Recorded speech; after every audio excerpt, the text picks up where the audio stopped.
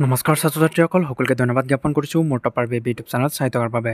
ছাত্ৰ-ছাত্ৰীসকল নতুন আজি ভিডিঅ'টোৰ যোগেদি আমি আলোচনা কৰিম যে ইতিমধ্যে বহুকেইটা ভিডিঅ'টোৰ যোগেদি আমি আলোচনা কৰিছোঁ যে যিসকল ছাত্ৰ-ছাত্ৰীয়ে মেট্ৰিক পৰীক্ষা দি আছে বা এইচএছ পৰীক্ষা দি আছে সেইসকল ছাত্ৰ-ছাত্ৰীক গ্ৰেছ মাৰ্ক প্ৰদানৰ ওপৰত কেইবাটাও ভিডিঅ' আপলোড কৰিছোঁ।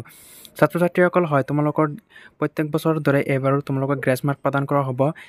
ইতিমধ্যে তোমালোকক যিহেতু নটিছটো দেখুওৱা হৈছিলে গ্ৰেছ মাৰ্কৰ প্ৰদান কোনটো ছাবজেক্টত কিমান গ্ৰেছ মাৰ্ক প্ৰদান কৰা হয়। ছাত্ৰ-ছাত্ৰীসকল আজি আমি ভিডিঅ'টোৰ যোগেদি তোমালোকক উপস্থাপন কৰিবলৈ ওলাইছোঁ যে ইংৰাজী বিষয়ত যদি কোনোবাই ছাত্ৰ-ছাত্ৰীয়ে 21 নম্বৰ পায় সেইসকল ছাত্ৰ-ছাত্ৰীক গ্ৰেছ মাৰ্ক প্ৰদান কৰিব নে নাই। হয় ছাত্ৰ-ছাত্ৰীসকল যদি প্ৰদান কৰিব তেন্তে কিমান মাৰ্কছ গ্ৰেছ মাৰ্ক প্ৰদান কৰি তোমালোকক পাছ কৰাই দিয়া হ'ব। স্ক্ৰীনত দেখাই দিয়া দৰে তোমালোকৰ ইয়াত এটা মাৰ্কশ্বিট চাব পাৰা। ইয়াত এজন ছাত্ৰই 21 মাৰ্ক পাইছিলে আৰু তাত 9 মাৰ্কছ গ্ৰেছ দি ইংলিছ বিষয়টোত পাছ কৰাই দিয়া হৈছে। তলত তোমালোকে চাব পাৰা 3rd ডিভিজনত পাছ কৰিছে ছাত্ৰজনে।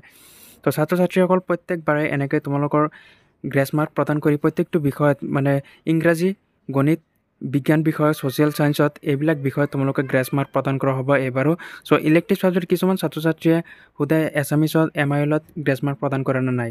ছাত্ৰ-ছাত্ৰীসকল যেতিয়া তোমালোকৰ হেণ্ডৰাইটিং ভাল হ'ব, কিবা তোমালোকৰ লিখাৰ ষ্টাইলটো ভাল হ'ব, তেতিয়া তুমি যদি 1 বা 2 নম্বৰ কাৰণে ফেইল কৰিব লোৱা তেন্তে তাত নাম্বাৰ দি পাছ কৰাই দিয়ে।